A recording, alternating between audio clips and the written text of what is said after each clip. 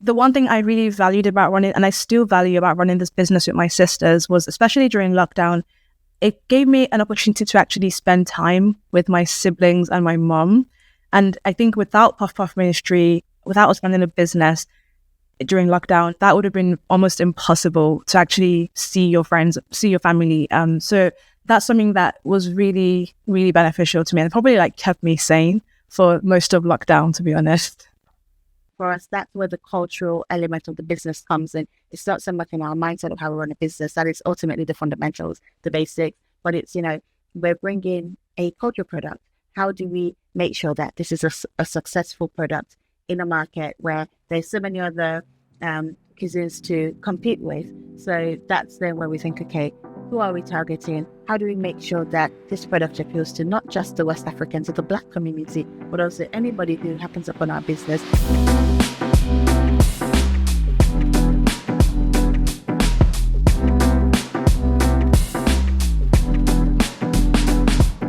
Hello and welcome to the Black Income Creators Podcast. I'm Max, and today I've got the Puff Puff Ministry founders. Do you want to introduce yourselves? Yeah, sure. Thanks, Max. So I'm Marianne. I'm one of the co-founders of Puff Puff Ministry, which is a West African donut brand that we launched using our mum's 20-year-old recipe. And I'm Yossie. I'm also one of the co-founders of Puff Puff Ministry. We're a group of sisters, and as Marianne said, we run the business based on our mum's recipe. So could you just explain what Puff Puff is? So I'm South African. We have Puff Puff, but we call it amagwinya. And it's the same kind of idea. But just explain to those the Westerners out there that might not know. Yeah, the great thing about Puff Puff is, like you said, it exists in pretty much every country around the world. It's kind of like rice. Like every country has their version of rice. So Puff Puff is essentially West Africa's version of a fried dough ball. So we actually like to say that they're like donuts, but better. And the reason we say that is because donuts can be quite like light and airy. And I think a lot of the essence of donuts oftentimes comes from like the toppings and the coating. Whereas Puff Puff is it has more of a chewy texture, and it has spices in it like cinnamon and nutmeg. So unlike a classic donut, Puff Puff in its original form is already quite flavorful with those spices in there. And so it does have that nice chewiness to it, which feels like you're really eating something. It just feels a bit more tangible sometimes. So that's why we like to say that they're like donuts, but better. That's the best way to describe what Puff Puff essentially is. But it's just a traditional street snack that you'll find across the continent. And yeah, our mom has always had a great recipe for it. And so that's how the business started. Okay. And you said it was like a group of sisters. How many of you are there? So there are actually 5 daughters in our family, but there are 4 of us actively running the business because our other sister, she was like, I think she had the right idea. She was like, listen, I don't like stress in my life, and running a business does not match up with like a stress-free life. And we were like, okay, fair enough. So, she was like, yeah, you guys go ahead. I'm supporting you all, all the way. And she's always there, like all of our events and everything, but she's just not like actively in the business. So there are 4 of us running Puff Puff Ministry day by day. And at the moment it's very busy, but it's a side hustle, isn't it? So all of you have got your 9 to 5s, is that correct? Yeah, I mean, that's an interesting one. I feel like Yossie can take this one because she describes this quite well in terms of like, because that we actually don't often describe it as a side hustle, and there's a reason for that. But I'll let Yossie lead on this one. Yeah, no, I think the way that I would describe the business and the stage is that we're in the growing phase. So it's a growing business, and we're trying to get it to a place where we can scale. And so at this point and in this moment where it's growing, we are working, we have 9 to 5s that support us while we're building the business as well. So it's not so much a side hustle. We're actually trying to build a business that will one day be global, international, serving customers across the country and one day across the world. Yes, like that's honestly like the big dream is imagine, a West African version of Krispy Kreme, or like almost like that McDonald's formula where it literally exists around the world. That is like ultimate big dream. So yeah, it is a really exciting journey for us. And so like Yossie said, while we, work towards getting to that position, we are then just, straddling our jobs as well. And actually, I work as a freelance consultant, so that also gives me more time to actually dedicate to Puff Puff Ministry, which is why which is why we don't often describe it as a side hustle, just because there are still moments. It's not quite like a weekend gig, basically. It's pretty much every day or every other. I mean, every day there's like emails coming in, so it feels like very much a full-time business. Well, there's two things that strike me. Are any of your sort of 9 to 5-ish jobs linked to Puff Puff Ministries at all? And second is like, how do you manage running a business as a family? Because obviously there's dynamics in a family, and then there's, business dynamics, so like CEO, whatever.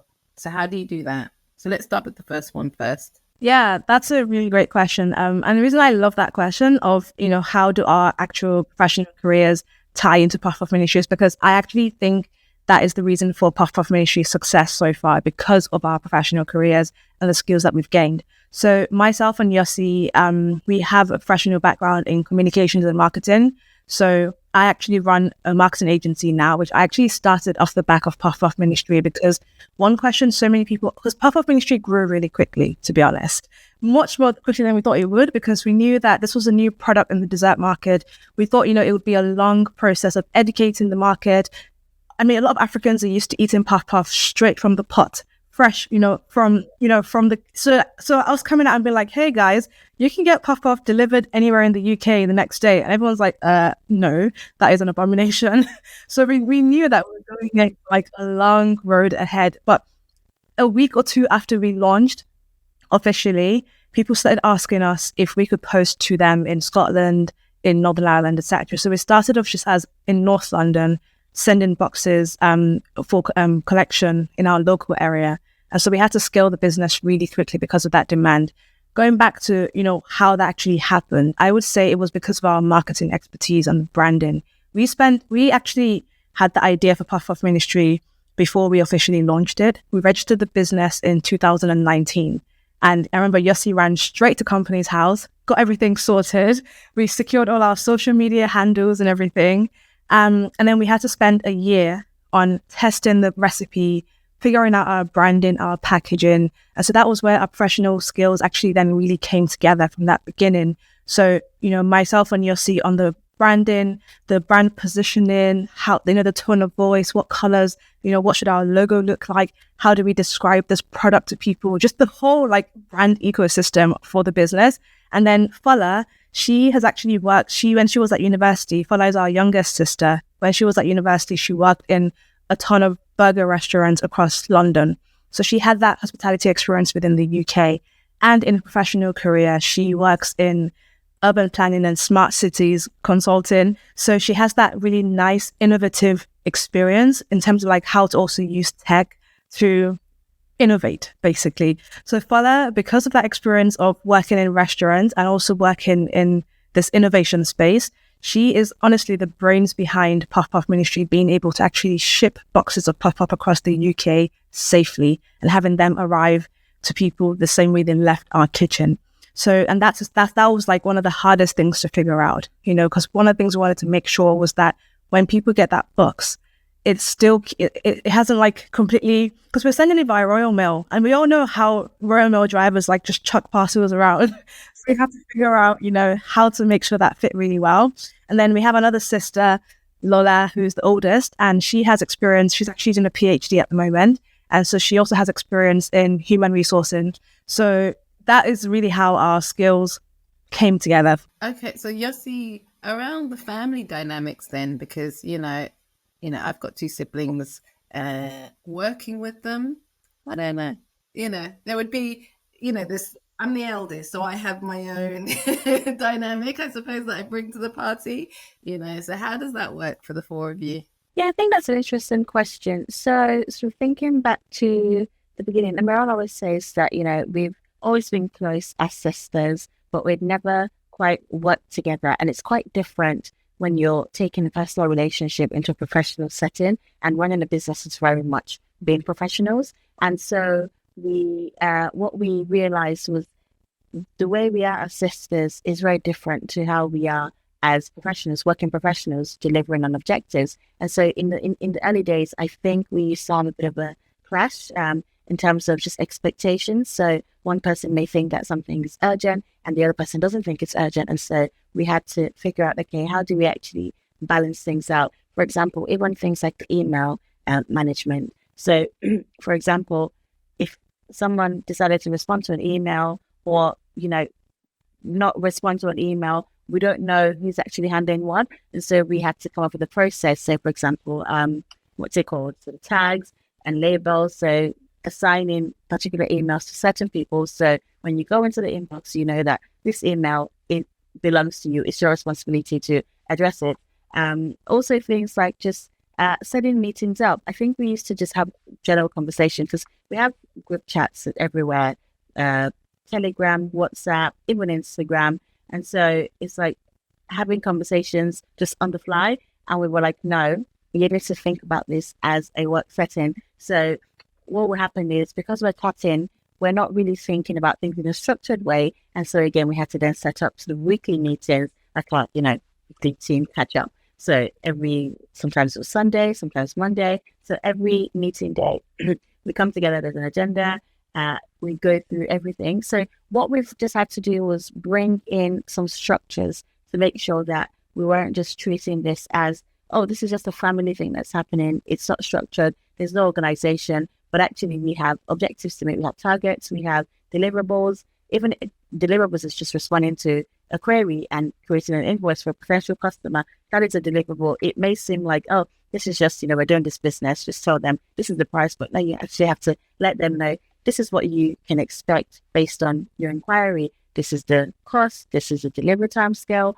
These are our prices, that sort of thing. We even had to create, a price tag because again, we had things in our heads, but you can't run a business on the basis of what's in someone's head. So yes, so that's how we sort of managed it. And I think, it was a learning experience for us as well, because many of us have different priorities and responsibilities.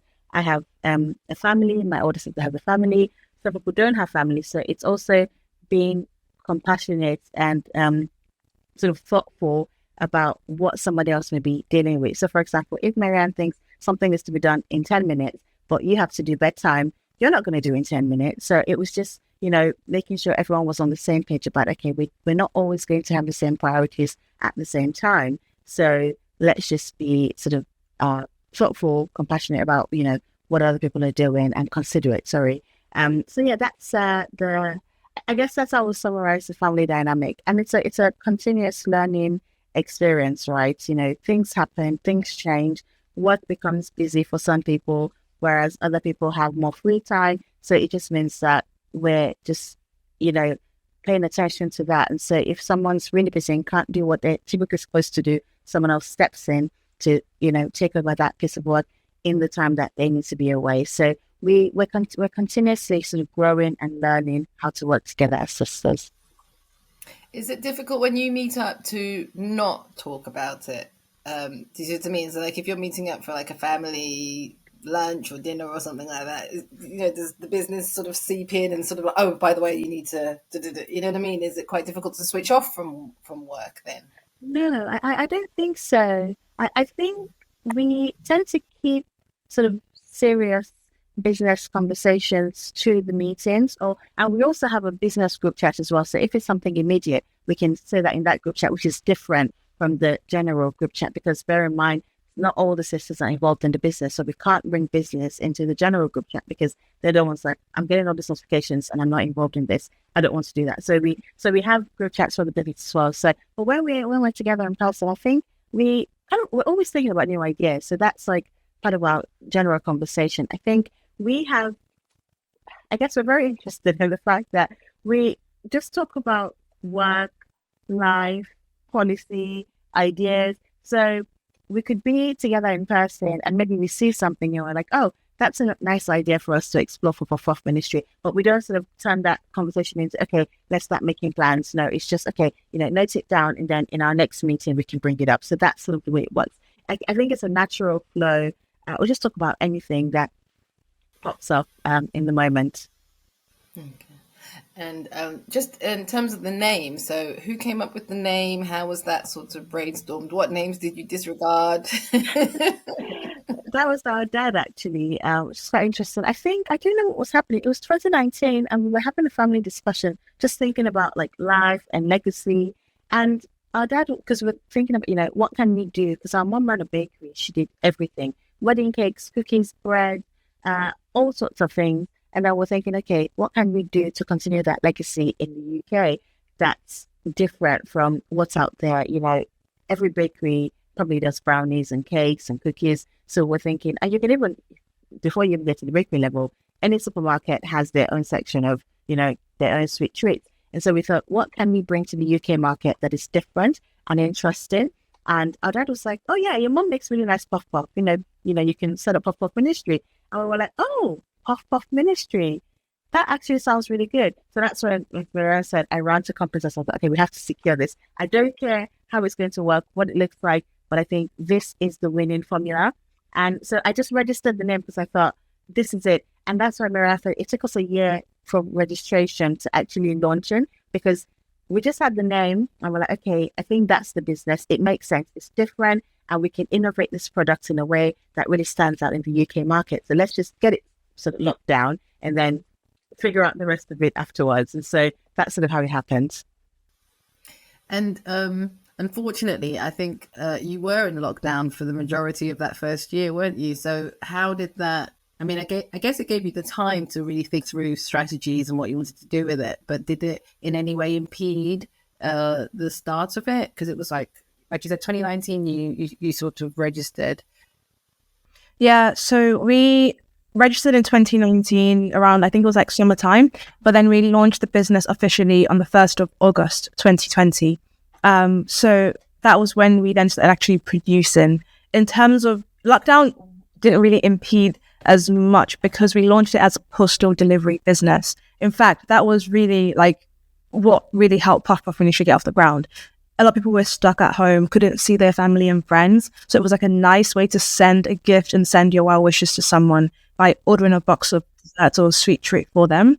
And so even till today, the majority of our delivery or postal delivery orders are still as gifts. So that gifting element is really, really central to the business. And that was the whole idea behind it, is that you get the chance to actually share the joy of West African flavors with your loved ones, family, friends, colleagues, no matter where they are in the country. And that is one of the things that still till tomorrow makes Puff Puff Ministry truly unique, is that we've actually been able to figure out how to safely ship a product that people are used to eating fresh, ship that around the country.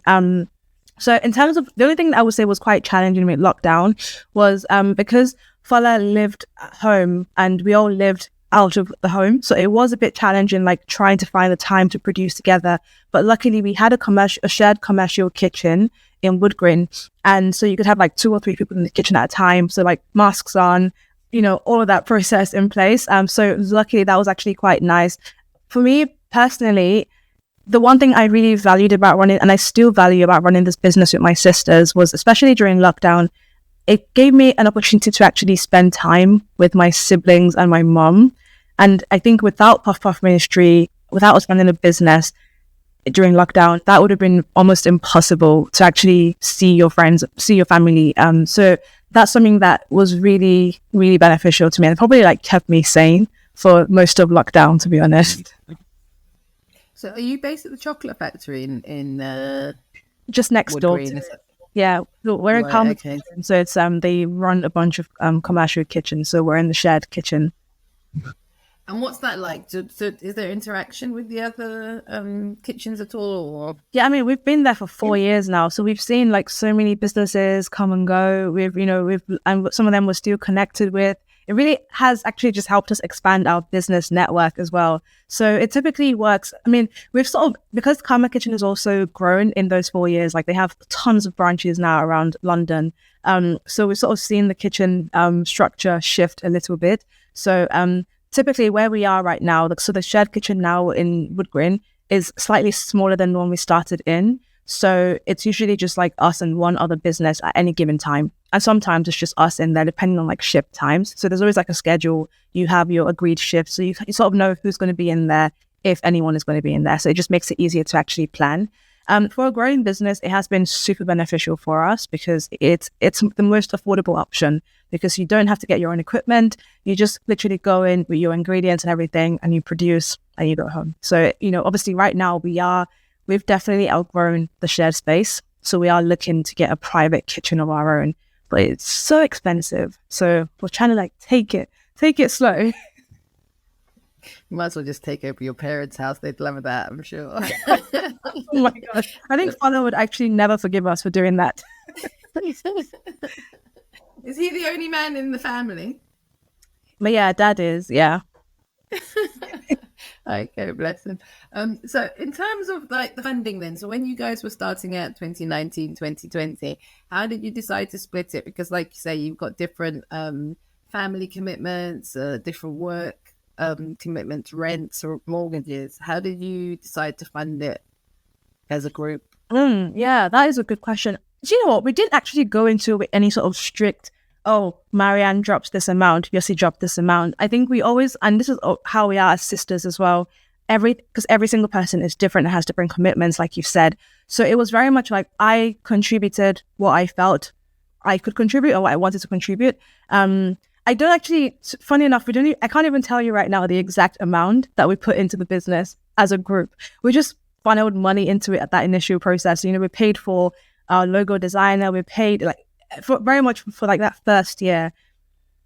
If there was a need for an influx of cash and we had it in our savings, we'll just send that.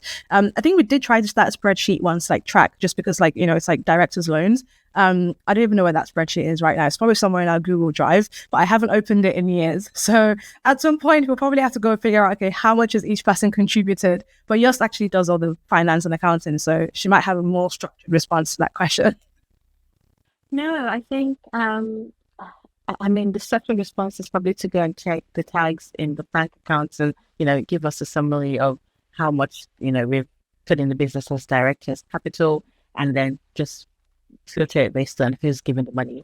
But no, Marianne's absolutely right. We didn't really have a set amount. We just said, okay, these are the things that we need to spend on. This is what it's going to cost. What can everyone contribute? And then we did it that way. But luckily for us as a business, within the first month, we started making sales. And so we found that we didn't actually have to keep putting money into the business consistently from the beginning. Because I think by month 3, we were already shipping across the country. And so did we start with 2 or 3 dates in a week, Marianne? I don't remember, but we were shipping at least twice a week or so. And so the business was funding itself. But obviously there have been times where, sales have been low and we've had bills to pay and we don't have the money in the account. So it's like, okay, who has money to drop on, what do we need? And then we all kind of split it between ourselves.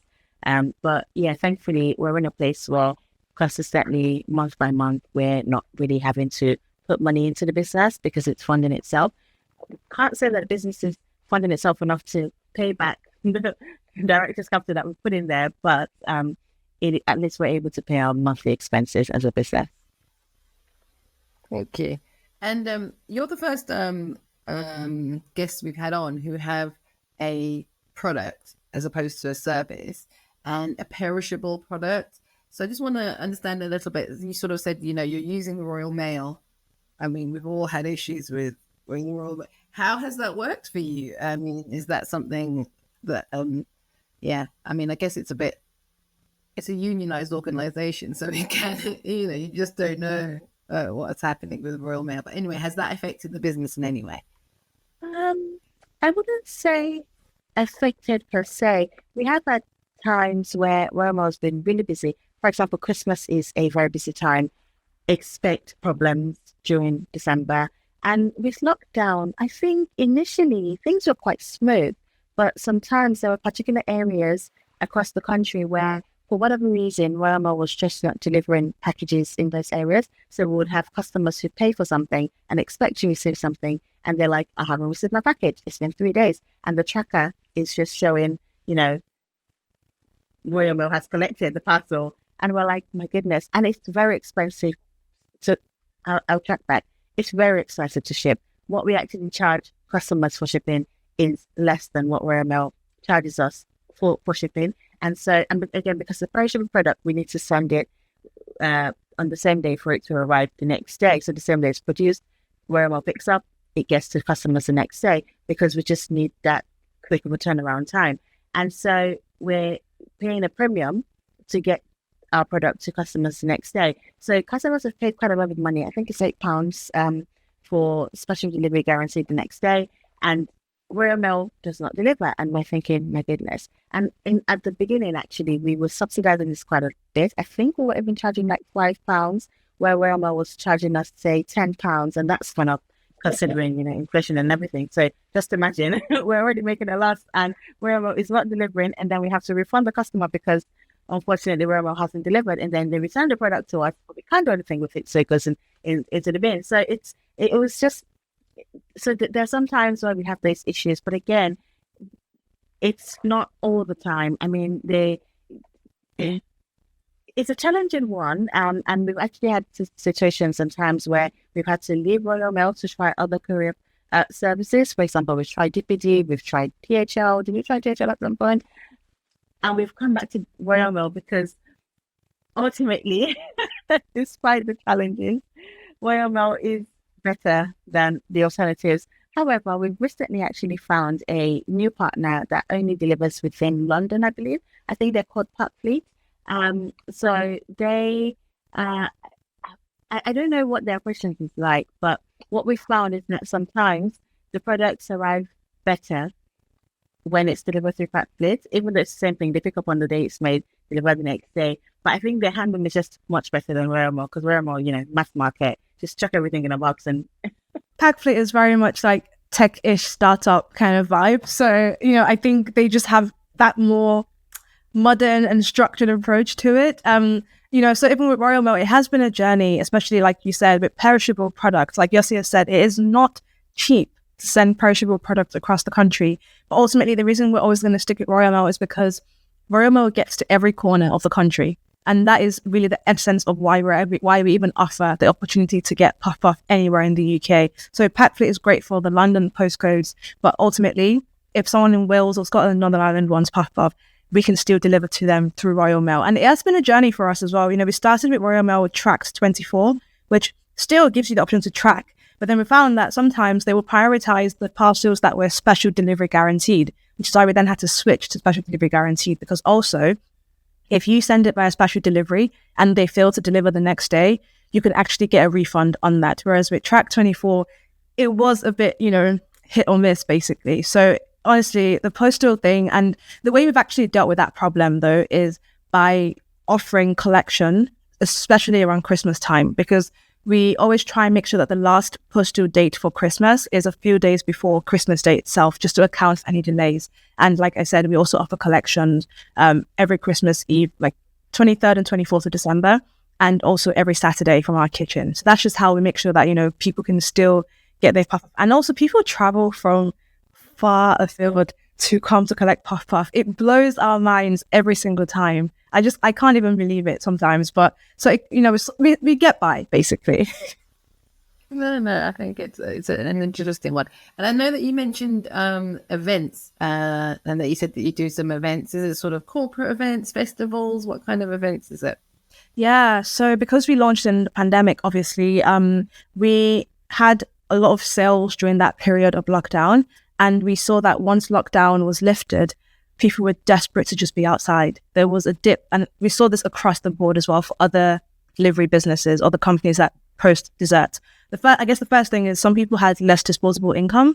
And the second one was that people were just desperate to be outside. They weren't really sending parcels to family and friends anymore because they were hardly home. They wanted to just go be at events. So we did have to pivot the business very quickly to B2B, because we always were a direct-to-consumer business. The way we did that was actually by utilizing the existing customers that we had. Because of the price point of Puff and our Puff specifically, we know that a lot of our customers are professionals and they do have that extra disposable income. And so we then switched our marketing approach, speaking to those customers and saying, hey, let your company know that you want puff puff at work. Just like some of that messaging was, using our customers as always as our biggest advocate. And so like encouraging them to do the same in their workplaces. So that was actually how we've been able to build our B2B model. So a lot of that now is corporate clients. So for the most part, we're doing private events where a company books puff puff ministries to come into their office or just to deliver some boxes. Or as we did recently with Google, we actually went in to teach them how to make puff puff. And it was like a puff puff masterclass where everyone got to make their own box of puff puff. So we've actually been able to expand, puff puff ministries offering so much. And it's very diverse. And I really love all the different ways that we actually make it possible for people to get puff puff now. So you could also, we also do private family events. So if someone's having, sadly, we actually get quite a few funeral orders as well.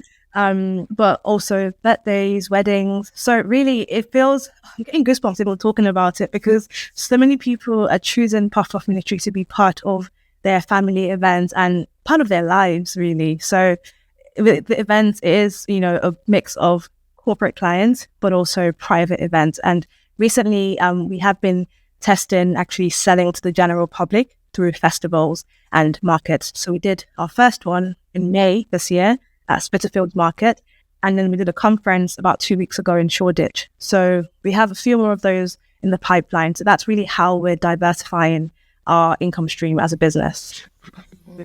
And you touched on the demographics, like a lot of them in terms of like the economic, where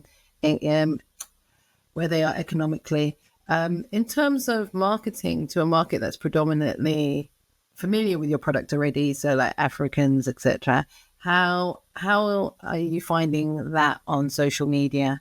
Because that isn't, sometimes you can't select by race, for example. You can only select by gender and age, and it's quite difficult to. No, I was going to say that's an interesting question. While a lot of our customers are from the Black community, West African heritage, we're actually not marketing just to that community. We're marketing to the country. And we know that the UK is a very diverse country. And so that's why, going back to the beginning, we said Puff Puff exists in variations across the world. So from the very first day, we knew that, yes, with a name like Puff Puff Ministry, West Africans would know immediately what we're selling. But how do we get other people, other communities in the UK to know what we're selling? And so we came up with this idea of a Puff Puff glossary, so Puff Puff around the world. And what we tried to do was we researched what Puff Puff or its variation was called in different cultures. So when in countries like Turkey and Greece, in different African countries, which country is it called? Mandazi. So in Ghana, it's Buffered. In Turkey, is it Lokma? In Greece, it's the Kumades. So what we did was we tried to find what Puff Puff means or something like Puff Puff. I think in India it's Gulab Jamun as well. So we have this special, it's on our website. And so what we try to do is, Puff Puff is, it's like a donut. And that's where our tagline came from, like donuts but better, telling people what it is. So we find that we try to be as generic as possible. We obviously have kept to our West African heritage, saying Puff Puff Ministry, but we add sort of in brackets what it means in English or how to understand what it means. So West African donuts or like donuts but better or fried dough balls so that people know what they're getting. So we haven't found it tricky at all with the language. We're just saying, and we one of the interesting demographics actually that buy from us, I think white or British English people who are married or in relationships with people of African heritage. So they know what Puff Puff is or is equivalent in their partner's, culture. So they know what it is. And so it's something that they're probably also familiar with or they've tried to make at home. So what we try to do with our storytelling, actually, and Marianne can speak more to this, is we try to think about different scenarios in which people might enjoy Puff Puff or know of Puff Puff. So if you're of African heritage, you probably knew, okay, growing up, this is something that you used to have at church, at gatherings, at parties. If you're from a different culture that's not West African, but you have something similar, what we market it as is a taste of home. So this is something that you may be familiar with based on your culture and your tradition. So based on that scenario planning, we're able to sort of tailor the marketing and the messaging and the storytelling and the narrative depending on the audience. Also, one thing I would add to that, in terms of reaching because our customer base is predominantly Black, British, Black African people, ultimately, we have actually found that because, I might pat myself on the shoulder here, because we've done really well with marketing and storytelling, we've been able to turn our community/customers into advocates for the brand. And so oftentimes they are helping us spread that message within their community. So I will say that word of mouth has been one of the strongest things for us to actually be known across the Black, British, Black African community in the UK and even globally as well. We have family friends who have been to the US and Canada, and they'd be like, oh yeah, I was at a dinner party and everyone was talking about Puff Puff Ministry. And we're like, what? We actually heard from someone recently that in Nigeria, there's a university that is using Puff Puff Ministry as a case study to teach their students. So I don't even know. I guess that's just the power of social media and the internet and really good brand storytelling. But it has gone and it's spread very, very far, which, so in some ways, having done that groundwork from the very beginning with marketing is paying off for us in terms of people then just becoming advocates for Puff Puff Ministry and spreading the word for us. And in terms of the future, are you thinking more spreading your geographical reach, or are you thinking more products potentially, like different products, bringing those into the market? So what would you do first? I guess you'll do both, but what would you do first? Yeah, the first thing, that's such a good question, actually, because we have two options right now as to how we move forward. I would say the first thing that we are actively working towards is establishing a physical presence in the UK. What we're trying to determine is that going to be something that is a perfect blend of production, kitchen and shop, or is it going to be full on shop the dream is Covent Garden, somewhere where there's really high footfall of Londoners and tourists alike.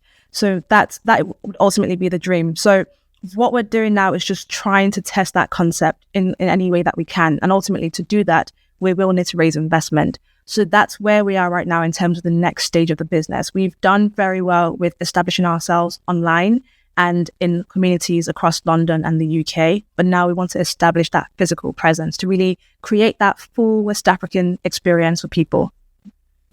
Okay, so then you're thinking maybe a few pop-ups, there's that pop-up concept that seems to work quite well.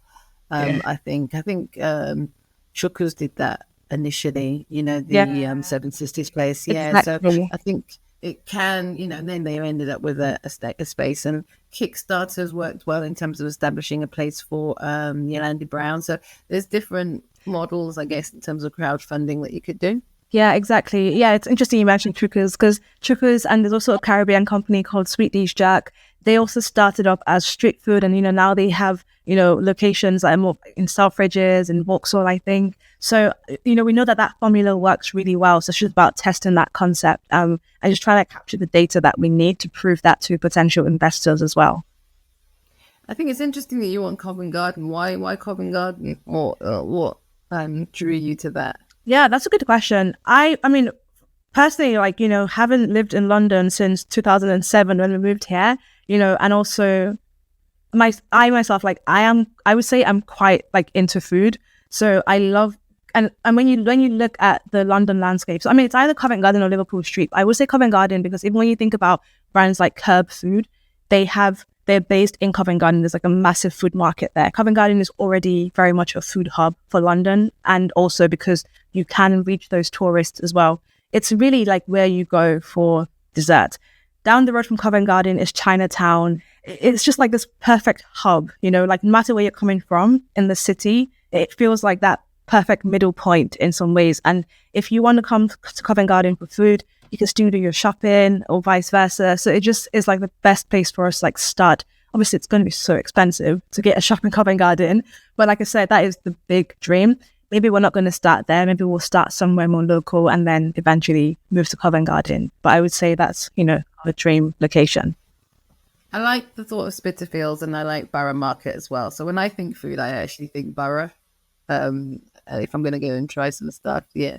So it's interesting that we all have different ideas, but I think Covent Garden, yeah, it's constant. You will never sort of worry about footfall, etc. Whereas Borough Market certain days. So you'd be thinking, okay, yeah, covering, well, it's not rent, but yeah, covering that space would be a bit different. Okay, then. And then in terms of different products, is that something that you're exploring as well?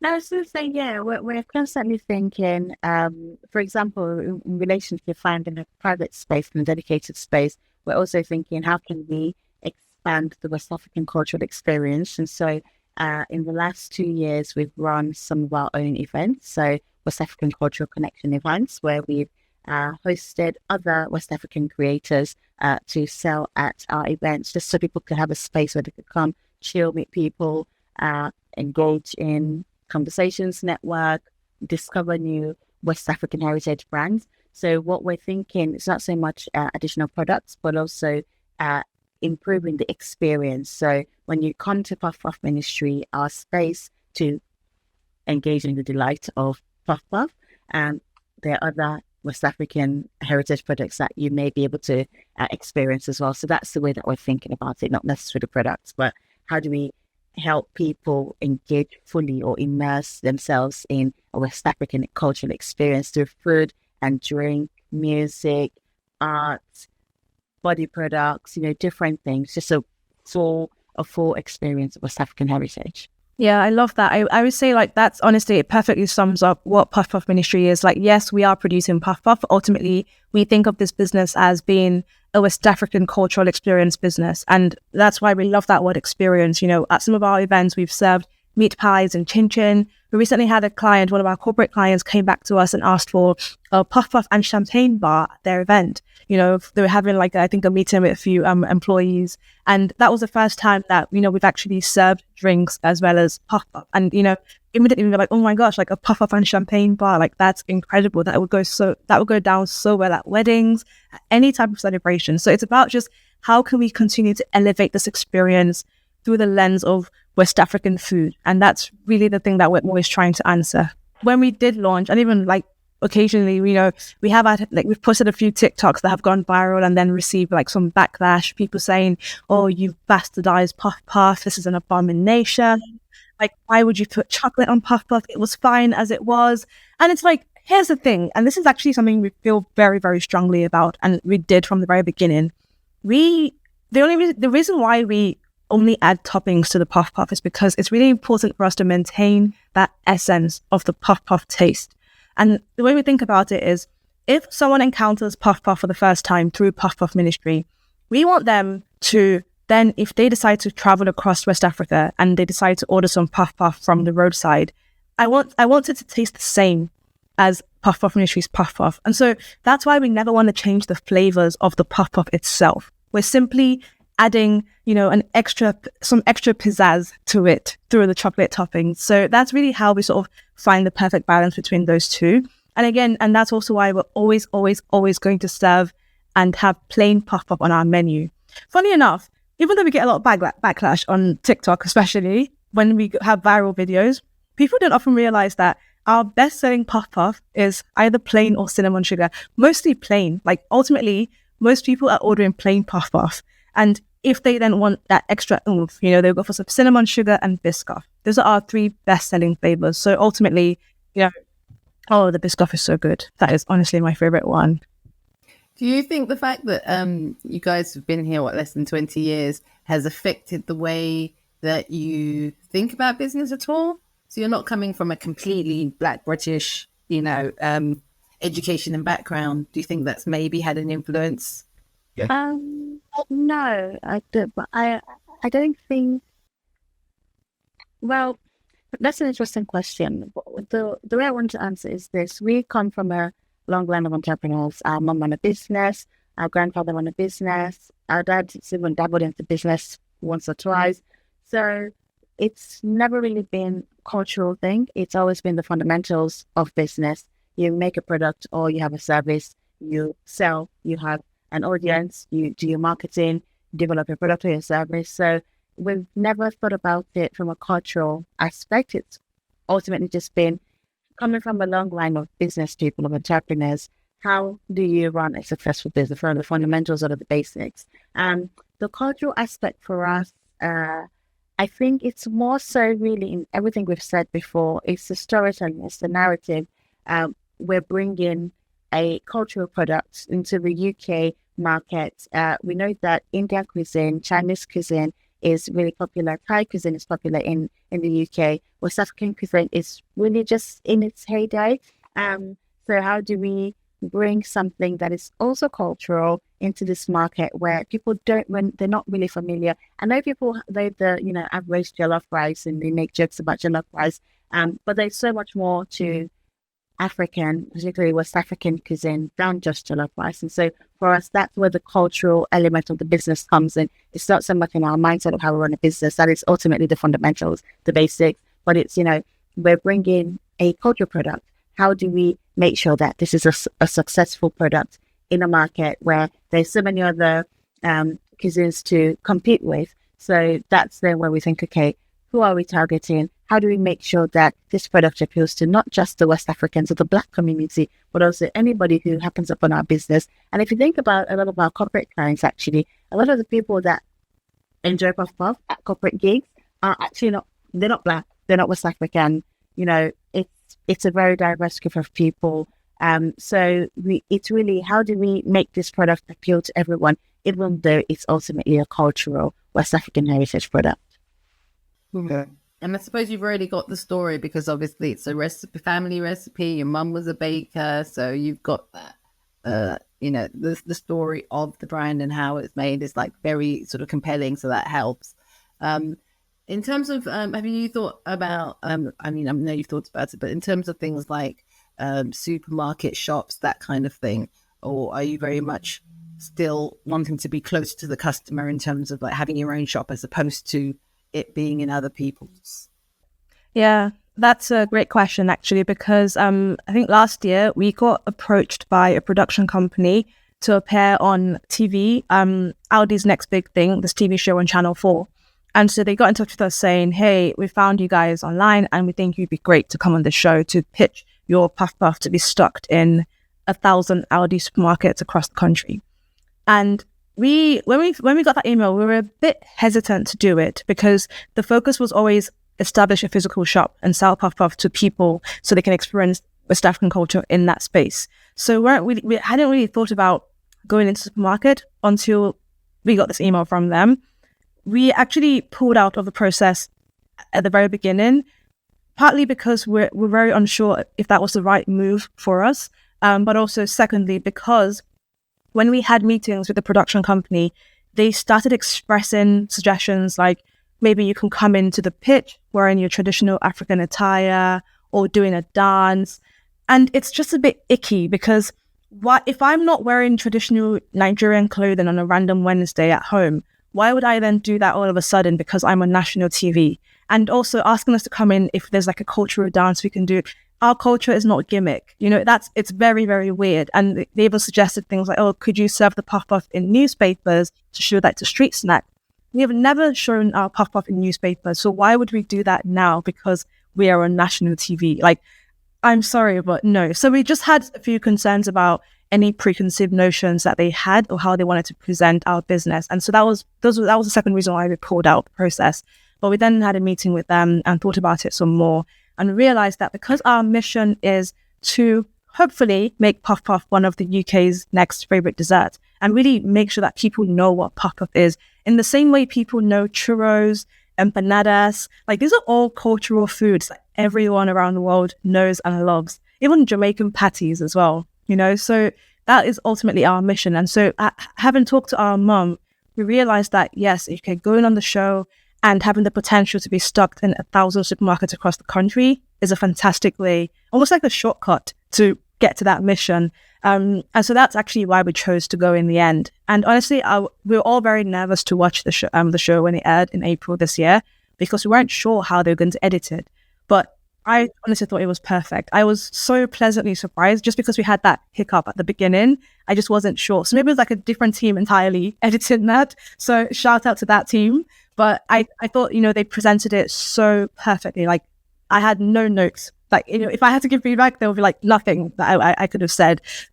So yeah, it was honestly like really great. We made it to the final two in the show, which was a huge shock to Yossi and I when we were on there, because there were other companies that were more supermarket ready than Puff Puff Ministry was. They already had packaging, they already had a manufacturer, whereas ours is still made by hand, by the family. So Aldi was asking for 60,000 boxes of Puff Puff. Yeah. So it was quite challenging. So anyway, the point is, when it comes to supermarket, I would say that we're not in a hurry to be in a supermarket, especially if it requires that type of skill. If we found like a small independent shop, or just small independent grocery stores where we could actually easily make that Puff Puff and maintain our really good shelf life and the freshness, then I think we will consider that. But a situation like 1,000 shops across the country, that makes it quite challenging, to fulfill that and still maintain the high quality. Yeah, I think there's something there around integrity of the brand and also the story, because obviously, yes, like you say, it would be brilliant. It would sort of like catapult you, but then you might have some sort of like product quality issues because it's just scaled too fast, too quick. You can't really control how they're storing things, how they're doing it, in each and every Aldi, although I'm sure they've got like their own quality assurance processes. So I think there is something about the integrity. And I think as people are trying to grow businesses, that's something that can easily be lost in the journey, is like the integrity of like, this is why I started this and this is what I want it to look like, because it's like, oh, okay, yeah, if I sell this, then I can easily make my money back really quickly, but then the brand is lost. So that's really good of you guys. I'm glad it was a positive experience in the end. I think producers are always going to do that. They're always going to stereotype because they have to kind of have like a gimmick. It's like angry black woman, sort of like sexy blonde. There's always those kind of people on those shows that they have to sort of box you into something. And so they were like, oh yeah, West Africans, they can sing, they can dance, they can pop up. In their minds it was a little bit.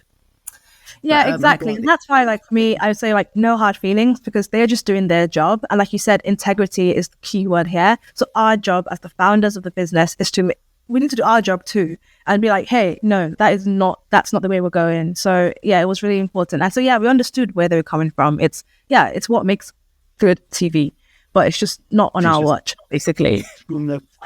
So what advice would you give to other people who are thinking about starting something in this field? Because I think it's sort of that, like I say, perishable products, it's quite a specific area. What advice would you give someone who's thinking about doing it, maybe for their own cultural dish or something? I'm just going to say, I think the first thing would be to understand and know fully what your story is and your why.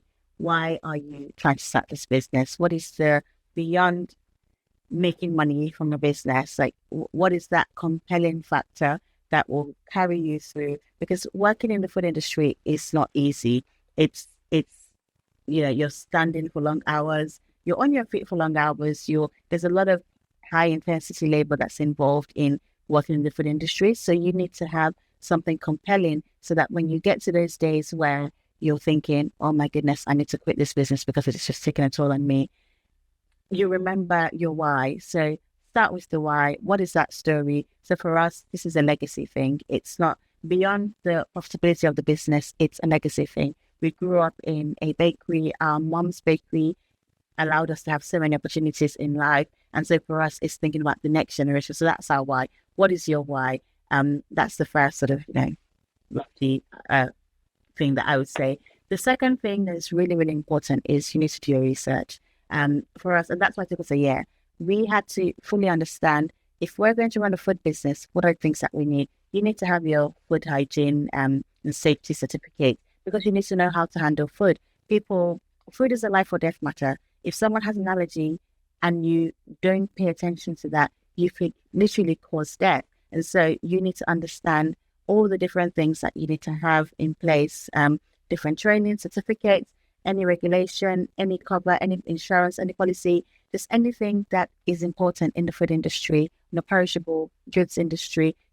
What are those things? Understand what your specific ones are. We don't deal with meat, for example, so we don't have to think about some of those things, but the other things that we deal with nuts. And so what are the processes in place that we need to have to make sure that if we have someone who has a nut allergy, just placed an order, how do we make the order separately from the other orders, so to avoid cross-contamination. So it's all those little things that we had to research, and that's why we had to find a commercial kitchen immediately, because we couldn't keep producing from the kitchen at home, because they're all these things that you need to have in place. And you need to have your what is it called, Marianne, your food hygiene rating, where they actually come to your space and monitor and see if you're actually meeting all the requirements to operate a food business. And the ideal number or rating is 5, right? So you don't want to be a business that's got 1, 2, or 3. I mean, maybe 4 is fine, but really the ideal is 5. And so what kind of space do you need to make sure that you have that ideal rating? So those are the very practical things that I would say you need to have in place if you're thinking about starting a food business. That's good. When are you going to do gluten-free? Just selfishly. Funny, everything Yossie just said is also the reason why we're not quite there yet, because with gluten-free it is even more high risk. And when we're operating in just one small kitchen, we will need to be able to have a separate corner of the kitchen just for gluten-free. Like, we can't mix those two because it is so risky. And it's really frustrating because we actually, during the process of being on Aldi's Next Big Thing, we actually got the chance to meet some recipe developers who have been in the game for decades and decades. And one of them actually said that puff puff, because of the texture, lends itself really well to being gluten-free. It's a bit more cake-like than the classic donuts. So we know it's possible. And we've seen on recipes online, people have done gluten-free puff puff, but it's just from a production standpoint that makes it really tricky right now. So as we grow, it's because we get asked this question a lot, and I would love to do that. But hopefully if we can get into a bigger production kitchen and we can just allocate a certain part of that kitchen for gluten-free only, at that point, then we can consider it. Yeah. I think it's a hard one, and it's interesting because a lot of pizza places are, claim to be gluten-free, and I struggle with that because obviously the flour is just in the same space. So how are you ensuring? Luckily, most people aren't celiac. If you're celiac, then it's really, really dangerous. So traces are fine, but it's really confusing to me unless they have a separate oven, they have a separate whatever. And I know, let's say the Pizza Hut down the road from me doesn't have separate anything, so how they make sure that it's completely gluten-free, it's a little bit perplexing. So I'm glad that's at the back of your minds, that when we have the space we can think about that. But for now, even the nut-free thing, it's really difficult because some people just airborne traces of nuts can be, ridiculous for them. So, it is a really difficult thing.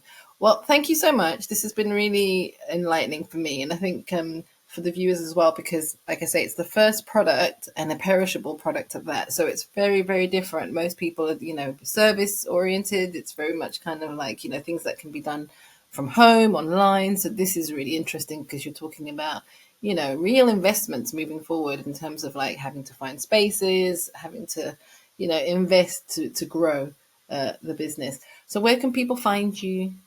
I mean, I've been to the website, but Yeah. So our website is, that's our home, that's our internet home. However, if you want to really follow along on the Puff Puff Ministry journey, I would highly recommend our Instagram primarily, or our TikTok as well. That's where we really show a lot of behind the scenes, and really just that's where you can really see our personality and follow that business growth. So Instagram at Puff Puff Ministry, TikTok at Puff Puff Ministry, Twitter, we didn't have enough characters for the whole Puff Puff Ministry name, so it's just at Puff Puff Minist, and it ends there.